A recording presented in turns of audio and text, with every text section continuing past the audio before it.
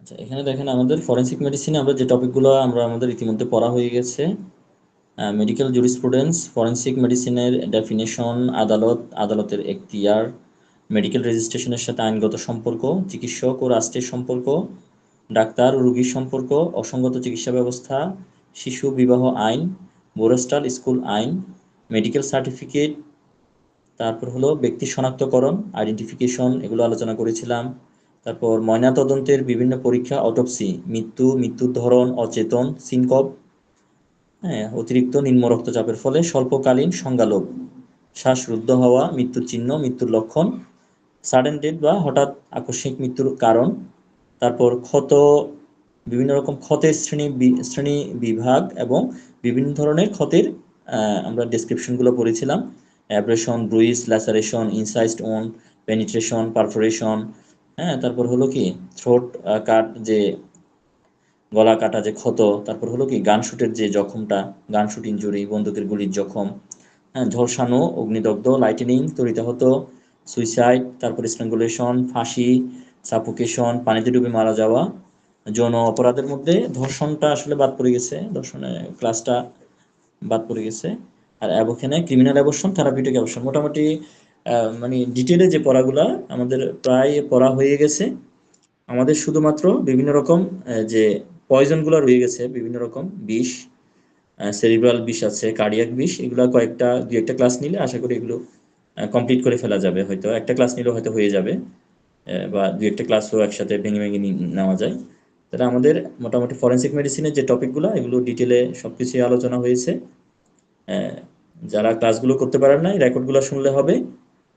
এরপরেও যদি আপনাদের কোনো কিছু আহ, বুঝতে কষ্ট হয় বা অসুবিধা হচ্ছে, আপনারা পার্সোনালি আমার ফোনে আমাকে নক দিতে পারেন, বা হোয়াটসঅ্যাপে আমার সাথে যোগাযোগ করতে পারেন। ফোন নাম্বারটা আমি বলে দিচ্ছি, 01848144199। আবারও বলছি, 01848144199।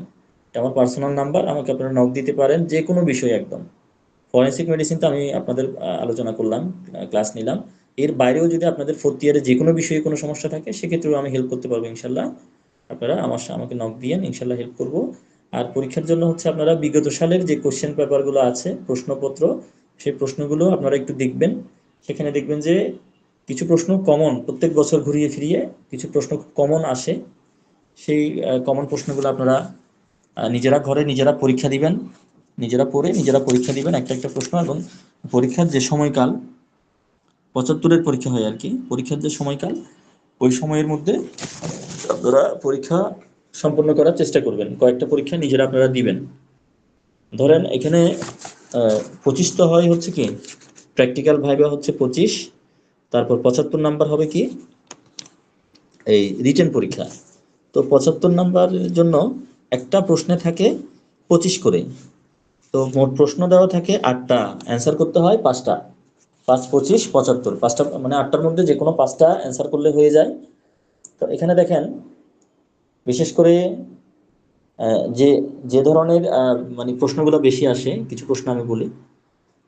ফরেনসিক মেডিসিনের প্রয়োজনীয়তা, তারপর বাংলাদেশের ক্রিমিনাল কোর্টের শ্রেণীবিন্যাস, এদের এখতিয়ার, ময়নাতদন্ত, ময়নাতদন্তের উদ্দেশ্য বা পোস্টমর্টেমের পারপাস কি সেটা, আইডেন্টিফিকেশন বা শনাক্তকরণ বলতে কি বুঝো, শনাক্তকরণের মেজর ফ্যাক্টর ও ক্ষেত্রগুলা কি কি আলোচনা করো, এই জাতীয় প্রশ্ন আসতে পারে।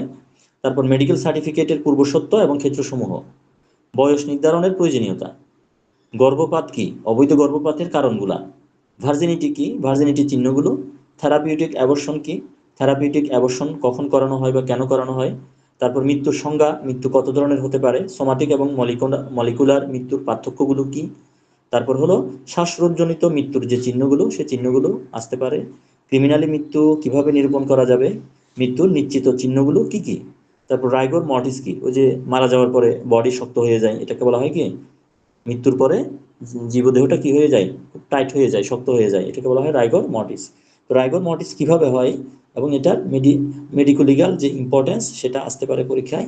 এরপরে আলসার বা ক্ষত কি, ক্ষতের বিভিন্ন রকম শ্রেণী বিভাগ, অ্যাব্রেশন, ল্যাসারেশন, ক্ষতের যে বৈশিষ্ট্য সেগুলো, মৃত্যু পূর্ব এবং মৃত্যু পরবর্তী পানিতে ডোবার যে পার্থক্যগুলো, এগুলো আসতে পারে, এগুলো আলোচনা করেছিলাম আমি। অস্বাভাবিক যৌন যে অপরাধগুলো আছে সেগুলো, ভার্জিনিটি এবং ডিফ্লোরেশনের যে পার্থক্য এগুলো আসতে পারে। এরপর ঝলসানো এবং অগ্নিদগ্ধের মধ্যে যে পার্থক্য এটা আসতে পারে। টক্সিকোলজি পড়াই নাই, টক্সিকোলজির পার্টটা বাকি রয়ে গেছে, এটা নেক্সট দু একটা ক্লাসে ইনশাল্লাহ শেষ হয়ে যাবে আমাদের। পরে চাইলে আমরা আবারও রিভাইজ করতে পারবো, রিভাইজ বিষয়গুলো আমরা রিভাইজ করতে পারবো, প্রয়োজনে আমরা আবার পরীক্ষাও দিতে পারি।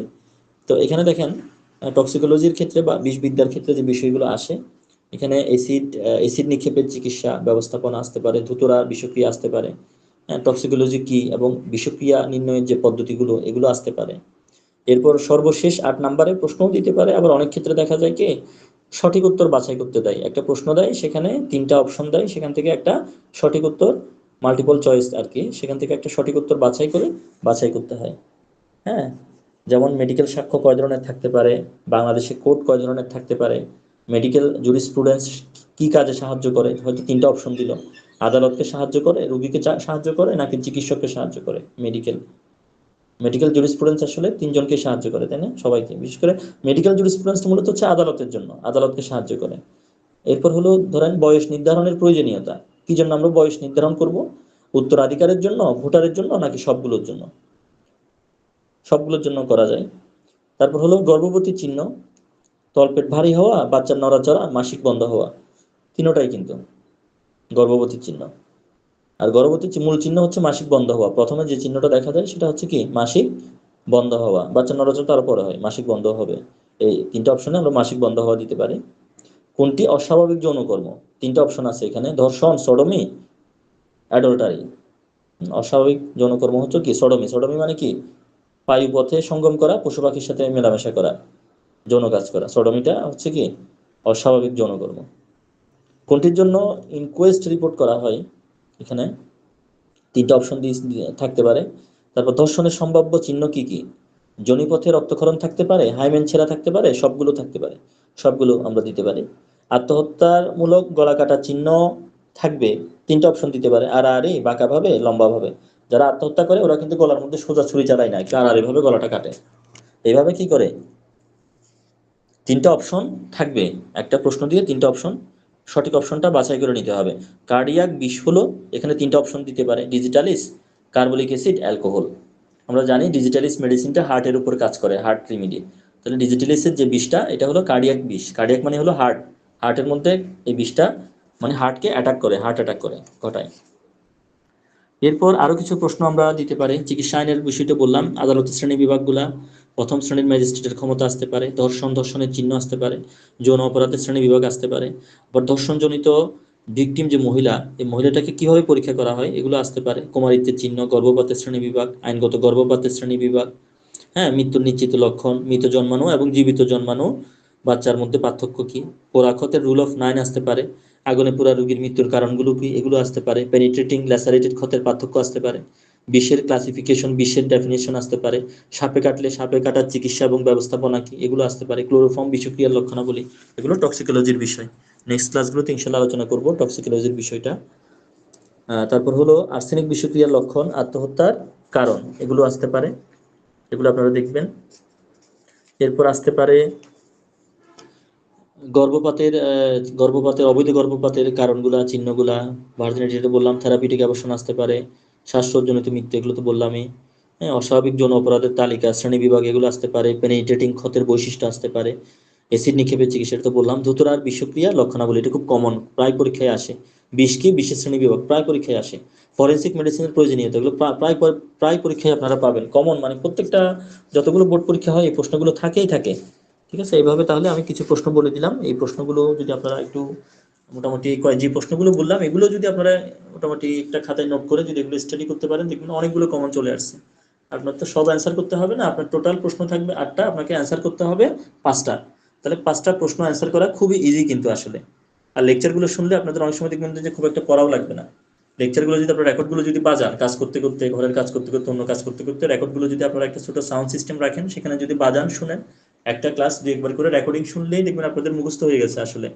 আসলে পড়ার চাইতে যদি আপনি শুনেন বেশি, তাহলে আরো বেশি মনে রাখতে পারবেন, পরে বই একটু উল্টালেই হয়ে যাবে, পরীক্ষার আগে একটু রিভাইজ করবেন, দেখবেন ইনশাল্লাহ পরীক্ষায় খুব ভালো একটা মার্ক আপনারা তুলতে পারবেন, পরীক্ষায় ভালো রেজাল্ট করতে পারবেন, এবং আপনাদের চিকিৎসা জীবনেও এই টপিকগুলো, এই বিষয়গুলো আপনাদের কাজে লাগবে। তো এখানে যদি আপনাদের কারো কোনো কোশ্চেন থাকে, এখন কোনো কিছু জিজ্ঞাসা থাকে, আপনারা বলতে পারেন, ইনশাল্লাহ আমি উত্তর দেওয়ার চেষ্টা করব।